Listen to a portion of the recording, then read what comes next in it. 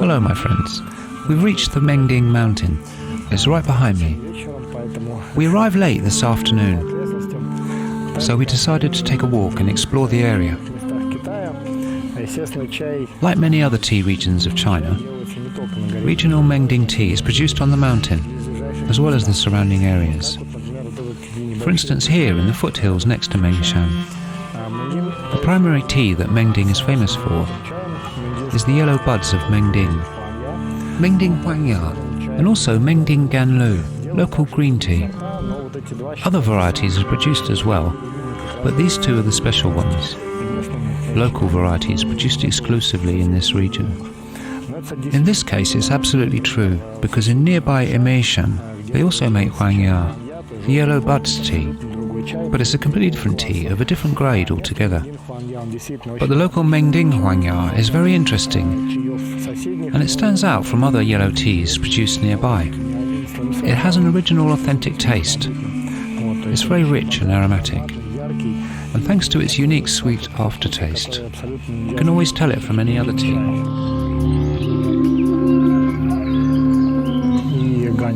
Ganglu, the Sweet Dew, and Mengding Huangya, the yellow bud of Mengding, are both collected from the same bush.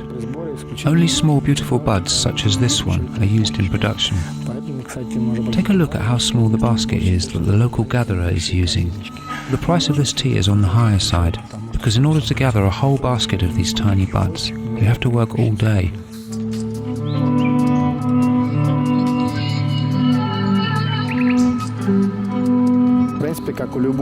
Like with any spring tea in general, the first harvest, or the first flush, is considered the best. It's the highest quality and usually the most expensive and rare. You can tell a lot from the size of the bud and how uniform it is. It applies to all teas, but especially Mengding Huangya. You can notice that the bud is slightly bigger and fluffier and more open too. You can easily tell them even from a dry leaf. It means the tea was picked way too late. The buds have to be rather uniform and tightly pressed. The fluffy part has to be concealed, because the bud is not yet open. Once the bud is open, the tea is less rich and impressive. It quickly gives away all the flavour, and by the third or fourth brew, it's almost gone.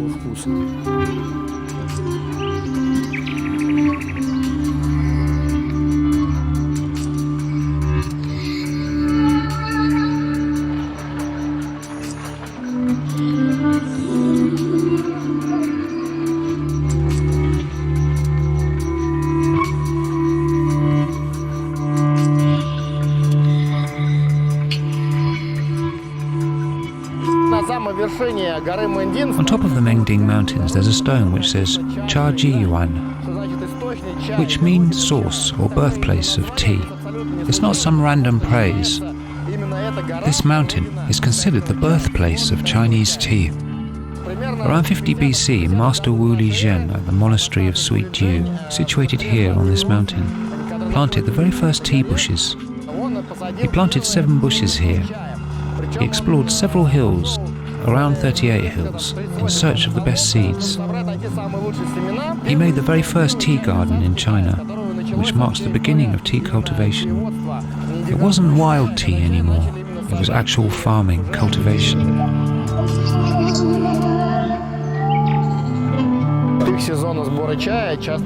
At the peak of the harvesting season on Mengding, you can often meet masters like this. On a roadside or a small factory, they make tea completely by hand. I have to say that it's not a mass phenomenon. The volumes of production are such that 95% of tea cannot be produced manually. It's more of a show by now, an attraction. There's a variety of woks that are used. I've seen electric woks, pots that are heated on an open fire. And this one is a little bit of both. It's basically a classic wok, and the master has been doing the Shai King for a while, for 40 minutes or so.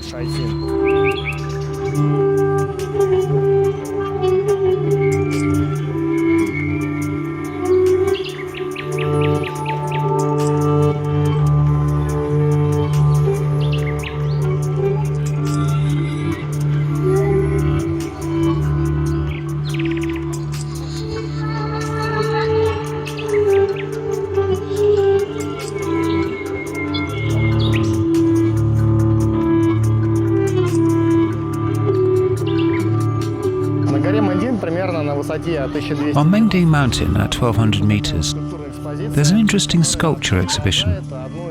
It depicts one of the local tea brewing traditions. It's a kind of performance, really, where they use a steel teapot with an extraordinarily long spout. There's no specific functional purpose to it. It's done just for show.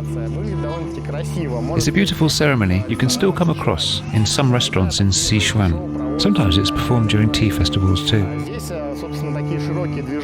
Vast wide gestures of the tea master here symbolize those of a dragon. Each statue represents one of the dragon's postures. If you climb high, you'll see a 9-ton tripod, which symbolizes the importance of Mengding, one of the 3 most celebrated mountains in Sichuan.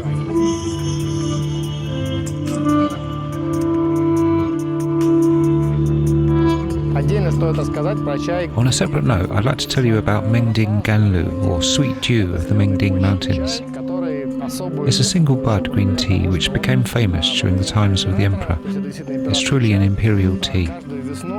Every spring on the eve of the King Ming festival, monks collected a small amount of this tea, which was further transported in special vessels to the emperor's palace.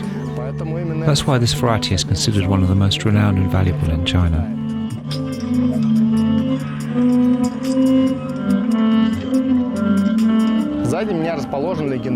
Right behind me there's the legendary Ganglu Monastery. It has survived until this very day. This is the very monastery where Wu Li Zhen served, the patriarch of Mengding tea.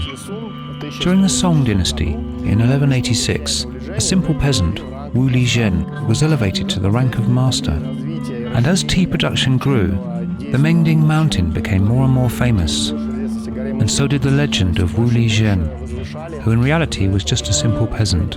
Nowadays, he's considered a local hero and respected almost as a tea god. These stone lions that are found at the entrances of many places in China, you would certainly expect to see at a monastery like Ganglu. They protect the tea garden and the whole area from evil spirits.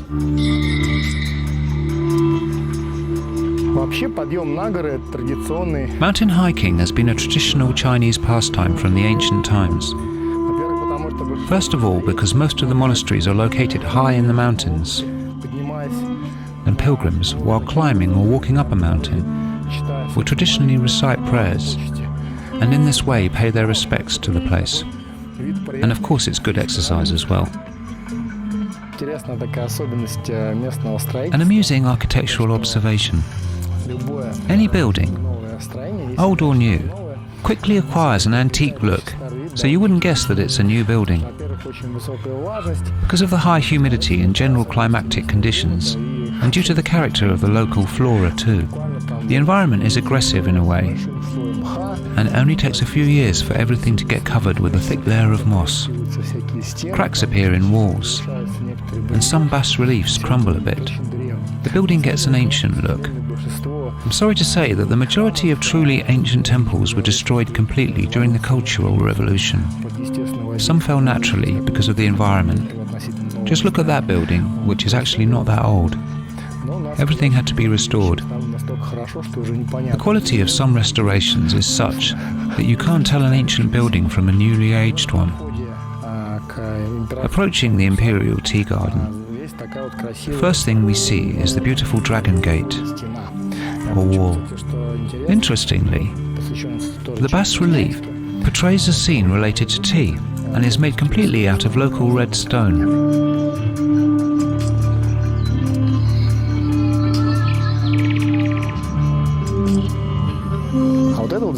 This is the famous well of Sweet Dew, Ganglu.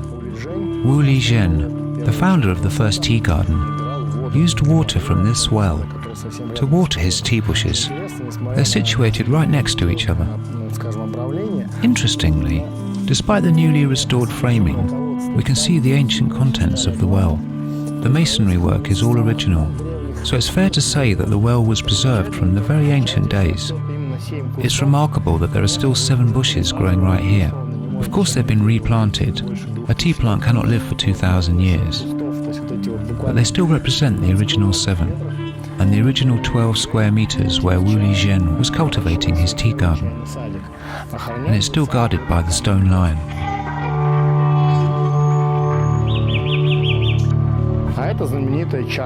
And this is the famous Cha Shu Wang, or the ancient tea tree of the Mengding mountain.